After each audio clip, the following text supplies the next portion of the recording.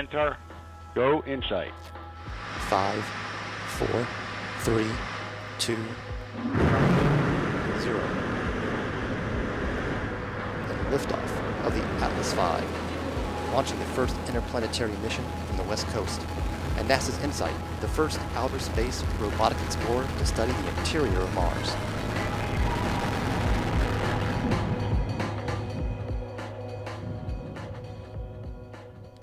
Howdy. This is an exciting time right now because this happened 6 months ago. I know you guys have product launches. You're trying to launch things. We just had our big launch 6 months ago, and it's on its way to Mars. And actually on Monday next week, we're going to try to land on Mars. And this is what we hope that it's going to look like. We hope it's going to look like this.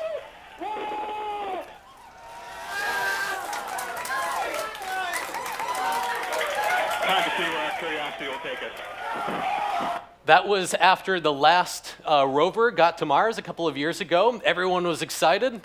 We don't know exactly what's going to happen when we get to Mars this time. Hopefully everyone's going to be excited. But you can all follow along. It's all going to be live streamed, and you'll get to see one way or another what happens there. And so I work at NASA's Jet Propulsion Lab, and you might imagine that you have to have a science background or an engineering background to work at a place like this. I actually have an art background. I kind of came in through a much different route. I studied graphic design at a place called Art Center College of Design. It's in Pasadena, California. And I remember trying to do branding for a little grocery store that's in the LA area. And the grocery store sells 500 kinds of soda, all in glass bottles. And I was trying to do what a good graphic designer is supposed to be able to do. They're supposed to be able to do logos, but I am awful at doing logos. I'm not very good at it. I've never been good at it. Fortunately, I had this amazing person that I met. He's this old Chinese guy, and he's the kind of person that I hope that you get to meet someone like this in your life. He's the kind of person that can look inside your soul and just like rip it out and pull it and show it to you so you can kind of see who you actually are and the things that you're supposed to do next. And he looked at me and he said, Dan, you are too practical. You are so practical that everything you do is inside of a little box. You need to go play because you are so practical that you'll take the impractical things that you do and you'll make them practical. And it was a little hard for me to follow exactly what he was trying to say, but he told me to go play. So I said, great, I'm going to go play. And so I started playing along with these bottles, and I thought, the bottle is the essence of this company because it always tastes better when soda's in a bottle versus like in a can or something like that. And they have, if you want a root beer, there's like 50 kinds of root beer and there's 30 kinds of orange soda, but they're all in these glass bottles. And so I started to play around and make various sculptures with these things. And I thought, oh, you know, I could light them up in different ways, and then maybe I could put them on top of a building, and that'd be interesting. But I've always loved the sound when you blow on a bottle, right? Woo. Well, I thought, oh man, maybe I could ride around town with these bottles on top of my car and see what happens.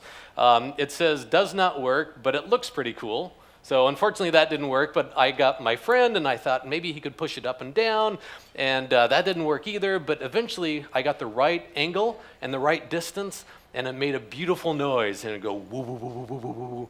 And so I thought, oh wow, wouldn't it be cool if we made a taco truck stand and it would drive around and make music? And then my friend, she has perfect pitch. And she went around to all the different bottles and she made this musical scale for me. And I don't know anything about music. And this is sort of the way that I live, is that I have no idea how to do the things that I'm trying to do, but I always ask lots of people questions, and I'm usually trying to find the people that are unusual, maybe not the expert, maybe someone who's a little bit off from being expert. So I thought, wouldn't it be cool to make a pipe organ out of these soda pop bottles? And I knew that I needed bottles, and I knew I needed a keyboard. I didn't know what that thing was, but I knew something like that must exist, and someone told me what it was, and so ended up making this for my graduation show. All this stuff that I never ever would have thought of had I done what I thought I was supposed to do, which was a logo. Well, this is actually what got me to this place. So this is NASA's Jet Propulsion Lab.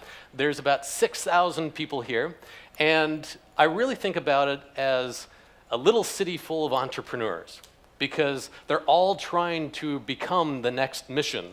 So the mission that's going to land on Mars, there was a few people that were sort of imagining what they could do on Mars. They had to pitch their idea, and then they won it, and it launched, and we'll see what happens here pretty soon. But there's all sorts of different people there. Just a little bit of context. We're in the Los Angeles area. There's a bunch of other NASA centers. The astronauts are in Houston. We usually launch things from Florida, but there's a number of different places that have NASA centers. Ours is all about robots going to other planets. But we do a bunch of different things. So this was Curiosity landing. It was a big rover that landed on Mars a few years back. We also have scientists that study stars and galaxies with giant telescopes that are in space. And then most people don't know it, but we actually study the Earth. We have a number of satellites that are helping us understand our atmosphere, where carbon dioxide is, how hurricanes and storms work, how oceans move, rise and fall. And so there's a whole bunch of different things that people do there. And, I never imagined that I would get to work at a place like that. But I got to meet the director, and I had 2 seconds to sell myself. And I said, wouldn't it be cool if artists were involved in helping brainstorm future missions? And he said, that's wonderful. That's a great idea. He's a very excitable person. But he literally turned around after I said that and walked away. And I was like, how am I going to get a hold of this guy? And I'd been sending my resume in next day air versus like a FedEx versus like just a letter, because there's something about human nature that everyone will open up a FedEx, right? But I wasn't around. My wife was. She went to the store with my resume. They didn't have the normal envelope. They only had a gigantic envelope there, and she sent it anyways. And so the director got this giant envelope with just a little resume and a little note inside of it, and I bugged him a little bit, and he sent me on to some people. And, they're coming from a background of like what they thought I would be able to do, and they said, maybe you could do animations for us. And I said, I will do anything to work at a place like this, but I don't really know how to do that. But see this bottle project? This is like what I'm really passionate about. So that was a huge risk, right? So why would they accept someone like that? But they took a risk, and they said, well, I don't really understand what it is that you do, but we're going to give you 6 months, and we'll see what happens. And that was 15 years ago, and now I have a whole team. And there's actually a few people that are not on here, but there's people from all sorts of different backgrounds, whether it's advertising or anthropology, design, various types of things. And we talk about doing a couple different things. One is helping people think through their thinking. And so the idea with that is that we're not going to solve people's equations. We're not going to solve their engineering specialties, but we're going to ask them questions that their people around them don't ask them. And many times it's like, why should someone care about this? They're studying some sort of science, and their peers all know why this is important, but the rest of us who actually pay for them to do the work, we don't understand what the heck it is they're talking about. And then there's this other phrase that we use. It's called sneaking up on learning, and I'll show you a bit more of that in a bit. But there's this room in the US, the idea of if your ideas are out of left field, usually means that it's kind of a crazy idea. So we have a room that we call left field, and it's where our team works with people that are imagining future missions. And if you've ever been in a room where there's people talking, and you can tell that this person doesn't understand what this person's saying, but this person thinks that this person knows what they're saying, that happens all the time. Just because they're scientists or engineers doesn't mean that they have any clue what the other scientists and engineers are saying. And so we're really good at translating, helping them all make sure that they're all in the same in the same world when they're talking, so they understand each other.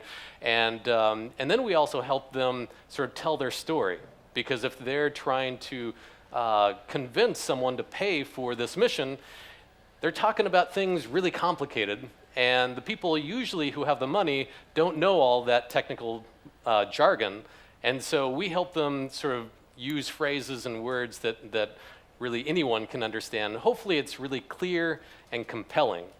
So I'd just mention that if you guys are starting a company, make sure that there's someone around within your sphere that isn't in the technical world that you're in, that maybe it's someone from outside of your sphere. So if you're engineer or scientist, maybe have artists around. If you're an artist, maybe you need scientists and engineers around. So when I first got to JPL, they were talking about trying to find planets around other stars. So we know about our planets that are within our solar system, but they were talking about looking up at the sky and finding planets around these other stars. And then they would say, we're trying to find a planet that's like Earth around another star. And that was kind of hard for me to, gather. I've seen Star Trek and Star Wars, but those are fake, right? But this is real. And so they were telling me all these big numbers, and I'm not very good with numbers, and so I had to create an experience for me to understand what it was that they were talking about. So we live in the Milky Way galaxy. There's lots of other galaxies, but this galaxy has hundreds of billions of stars in it. This is a grain of sand right there. So it's like a little 1 millimeter grain of sand. And what's cool about being at a place like JPL is I could say, imagine this is the Milky Way galaxy. And then I could take the grain of sand to someone and say, can you drill a hole into it for me? And so this is actually a hole that's been drilled into a grain of sand. They used a little carbide drill bit. So we live within this little teeny tiny area of our galaxy. But we've also found almost 4,000 planets around other stars, mostly all within this little teeny tiny area of our galaxy. And our technology is really bad right now, so we're going to find tens of thousands more planets in this little teeny tiny area, let alone the rest of the galaxy. And if you wanted to show all the other galaxies that we know about, you would need 60 rooms full of sand to show all the other galaxies that we know about. And so I would have a bunch of sand, I'd have this under a magnifying glass, and you'd look at it, and some people would go, oh, we're so insignificant. But I hope you look at it and go, wow, what we have here is special, and it is significant. And one of my favorite moments of being at my job was that there's a person who gets to point Hubble, the Hubble Space Telescope, so he actually gets to point it at whatever he wants to. And he came and he looked at this and he looked up at me and he said, you've reminded me why I work here. And that was a really touching moment because, beyond the other stuff that we do, just when you're working on very complicated things, it's really easy to get stuck in the details and forget the real big reason why it is that you're doing what you're doing. So we've been finding all these planets, but they're all really bizarre. They're all really weird. They're not the kinds of places that you and I would normally imagine. So we ended up making these travel posters. And we made these travel posters to help people sort of imagine what it would be like to be in these places. And we did it sort of as if we were travel agents trying to get you to come to one of these planets. And so if you saw Star Wars in the past, there was Tatooine. So Tatooine was a planet, and there was a double sunset. So there's actually a real planet. It's called Kepler 16b. Kepler is the name of the telescope that found it. That really does have two suns. And so what's the essence of this place? Well, it's that you would have two shadows, right? And so if you were a travel agent, you might say, relax on Kepler 16b, the land of two suns where your shadow always has company. And then there's another planet called, let me turn it back, Kepler 186f, and its sun is different than our sun. So our sun, when you look at our plants and our trees, they're all green, right? But this sun is different than ours. So all the trees and all the foliage there would all be red. And when I was growing up, there was always this term, the grass is always greener on the other side. And so this is Kepler 186f, where the grass is always redder on the other side. And then this last one over here, I liked a lot because it was hard because this is a planet that doesn't have a sun. So how do you get people to go to a place that doesn't have a sun? And there's always these moments in whether it's your business or something else where you have something that seems like it's a negative, but how do you make it a positive? Well, this is where the nightlife never ends. And so it becomes sort of the Las Vegas of this, of the solar system, and it's a place that you go for parties. So all of a sudden, not having a sun doesn't really matter anymore. And so these things, they're all online. They're super high res. You can print them like 3 meters tall. You can sort of do whatever you want to with them. One of the weird things about the work that we do is that as soon as we do something, everything is public domain, so people can do whatever they want to with it. And so after we got a bunch of press, people download these things and they put them on everything and they sell them. We don't get any royalties or anything like that. You can even get a whiskey flask with our posters on it, which is kind of funny. And then, but this is what it's all about. And so I got this email, the guy said, I would love to acquire the posters so I can hang them in our child's nursery. My wife isn't pregnant now, but we plan to start trying in the next few months. He was very open about his life. I would love for my son and daughter to grow up dreaming big. And so that was just a really great moment to be able to feel like you're making an impact in people's lives. So there's a room at JPL, this is our mission control, where we communicate to about 40 spacecraft that are at the moon or beyond. And they're from lots of different countries, the Japanese, the Europeans, NASA, the Indians have something at Mars. And all the data that goes to and from those spacecraft go through that room. So we made a sculpture that responds to all that data flow. So as lights come down, that means that at that second, we're receiving data from a spacecraft.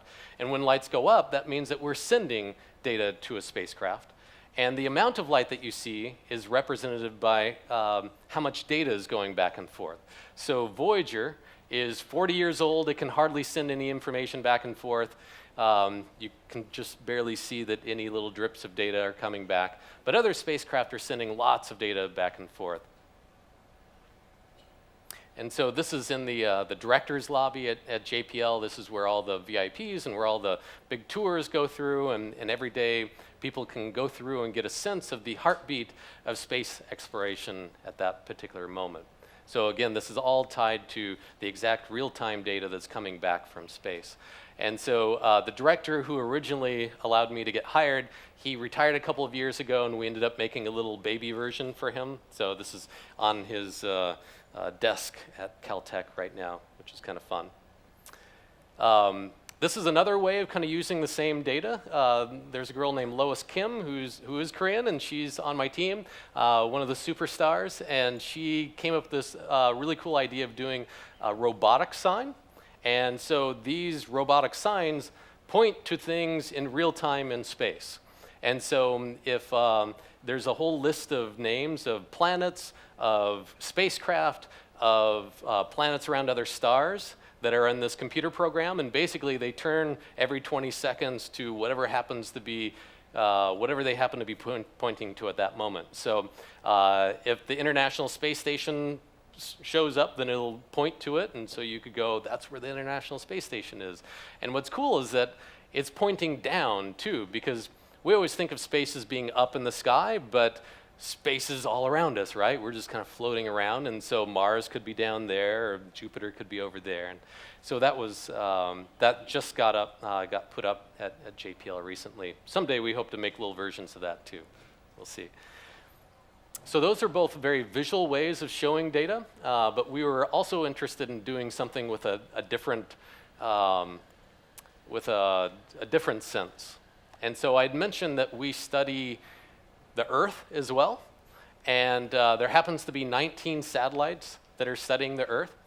And we were wondering, what if when you close your eyes and you hear a bird fly across the sky, we were wondering, well, what if we could do the same thing but with these spacecraft? Because we can't see them, we can't hear them, we don't, unless someone's telling you something's up there, it's hard to know that they're there.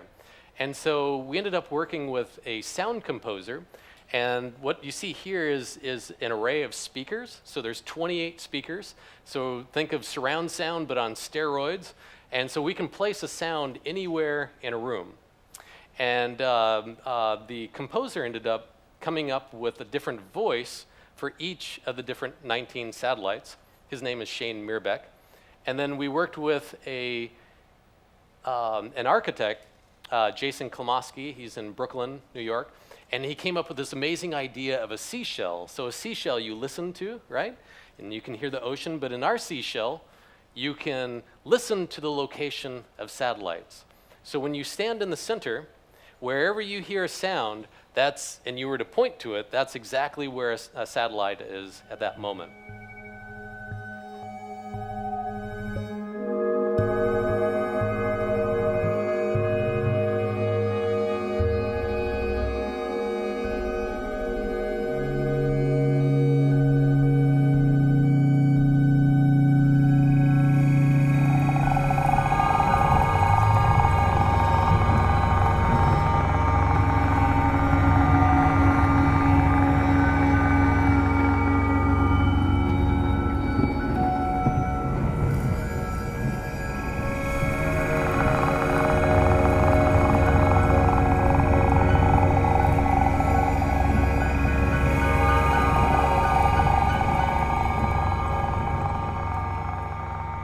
So near the end, you might have heard something that sounded like voices. That's the only one that sounds very human, because that's the International Space Station. And I remember going there at dusk, and I could actually see the space station flying across the sky, and then you could hear it right there. And then we knew it actually worked, that we weren't like faking it in some particular way.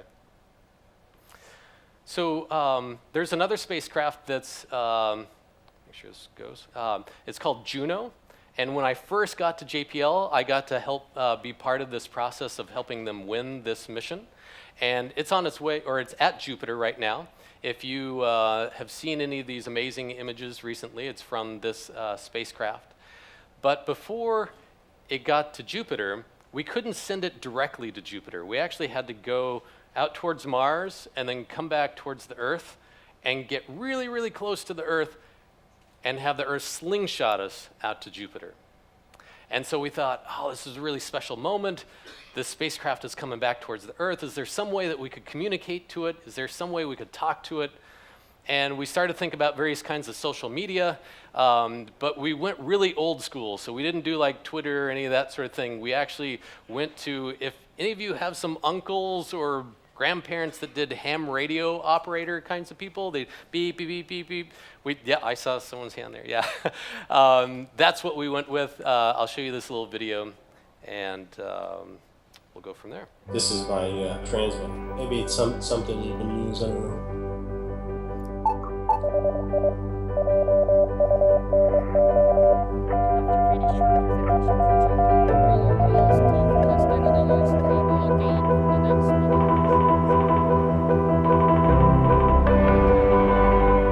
The High Juno experiment is something that a group of us came up with. The biggest challenge we had was we didn't know if this was going to work or not.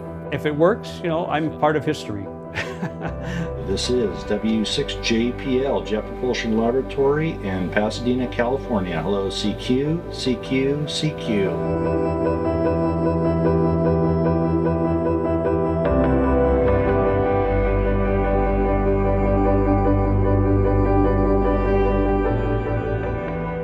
The Earth's flyby is Juno's way of gaining some extra speed and changing direction so that its orbit can take it to Jupiter.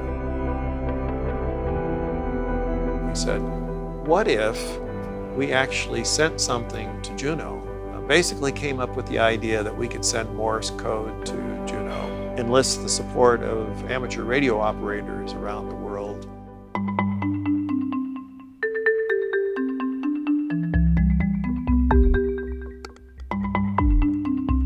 So the intent is to join amateur radio community together in a coordinated transmission from Earth to the Juno spacecraft as it flies by. The website would tell them, okay, key down now, then key up, transmit for 30 seconds. And that's how we would send a DIT, Everybody knows Morse code is dit dit dit dit da da. Well, it turns out to say hi to Juno, it takes 4 dits in a space and then 2 dits for the I. I thought, wow, that's a neat thing to do, and they're going to need a lot of people to pull this thing off. I said, I'm good to go.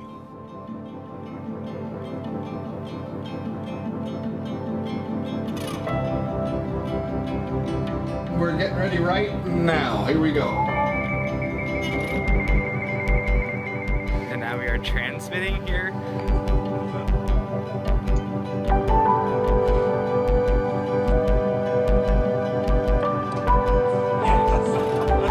They could hear ham radio operators all over the world doing this, which was really remarkable. Everybody's doing this at the same time. Thousands and thousands of hams. With any luck, the Juno spacecraft will be able to listen and hear all these amateur radio transmissions. And so what we're doing now is we're looking at the data that's come down to see if we can put together that signal that says, hi. Will it work? Who knows?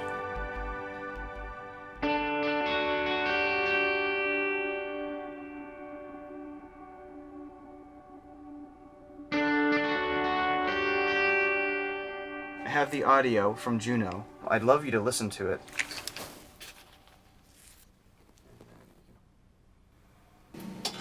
Come on. This is it.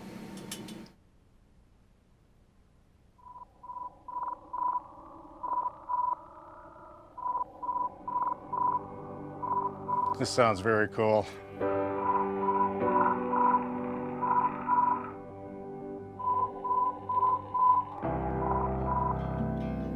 Actually worked and it heard us. When you think about what it is, it was really, really amazing. How many times do you get to say hi to a spacecraft that's swinging by your planet? To be a part of it, that was very great. More than thinking about what it means to me, I think it's just such a great thing that humankind has the ability to think beyond our own environment. It's the curiosity, it's the adventuring spirit, I think, that the space program has given us. Hi, Juno! Hi, Juno. Hi, Juno. Hi, Juno! Hi, Juno! Hi, Juno. Goodbye. Thank you. Okay, take 17.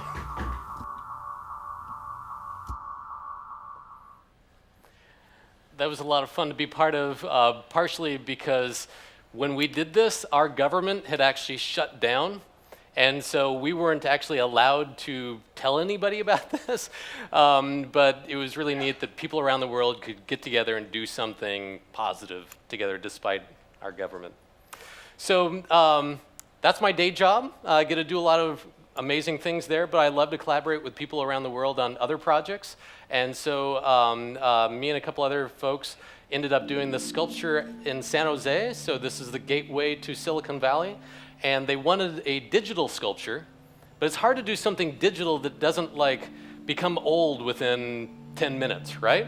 And so we ended up making this, which is called the E-Cloud. And the E-Cloud is a big sculpture that responds to weather data from around the world. What we have is liquid crystal. So liquid crystal, when it's with no electricity, it's opaque, but if you add electricity, it becomes transparent. And so every 20 seconds, we get weather from a different city in the world, and if it happens to be raining in that city, then it'll look like it's raining. If it's windy, it'll look like it's windy. If it's Los Angeles, it usually looks broken because we don't have very much weather. So this was done with Aaron Koblin and Nick Hoffermas, and again, this is the San Jose airport. And then some time ago, I gave a talk somewhere, and someone wrote me up, and he said, Dan, there needs to be a museum of awe, and you need to run it. And I was busy, and I didn't have time to listen to him, so I was like, oh, whatever. And then he was persistent, and he said, no, Dan, there needs to be a museum of awe, and you should run it. And I thought, oh, wow, that sounds really cool.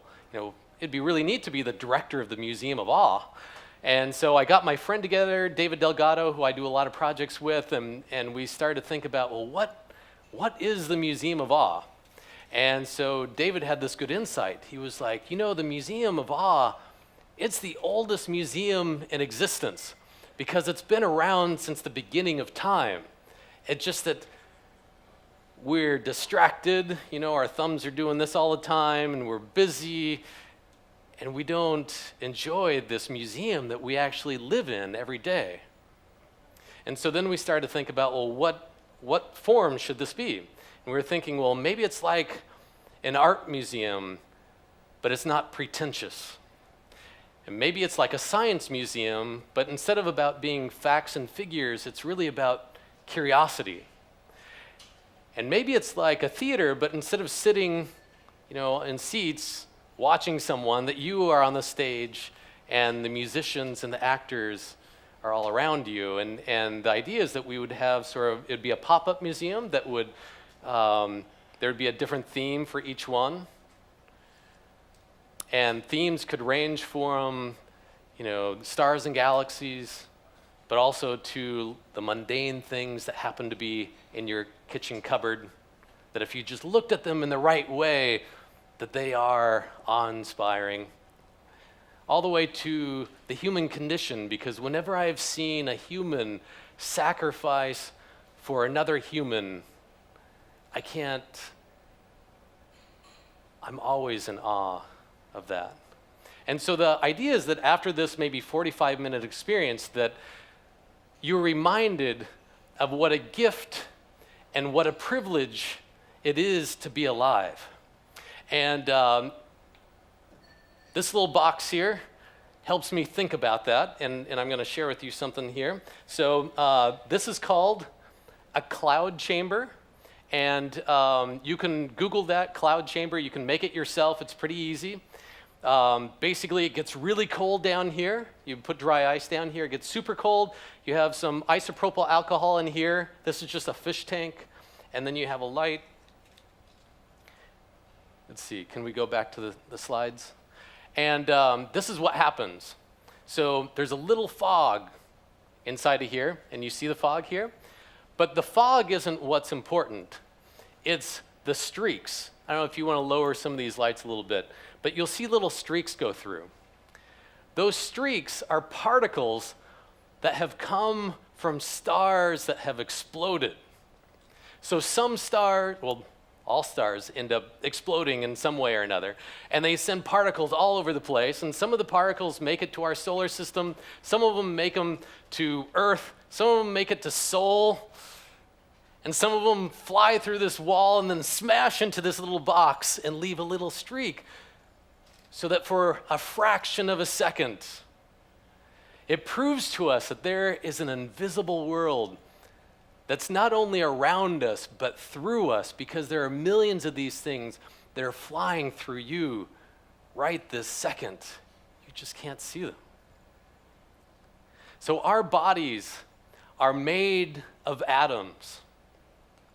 Atoms that used to be in a star that exploded, and another star exploded, and another star exploded, and eventually a bunch of this got together and it became big and became hot, and that became our sun.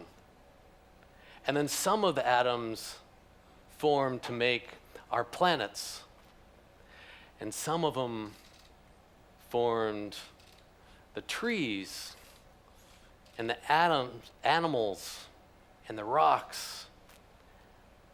But it's at this moment in galactic history that some of these atoms have formed you and have formed me. It is a gift and a privilege to be alive. What you do matters. What we do together matters. And it's what drives the little voice inside of my head when I wake up in the morning, and it's asking me, what in the world are you doing with your brief moment in time? Thank you, guys.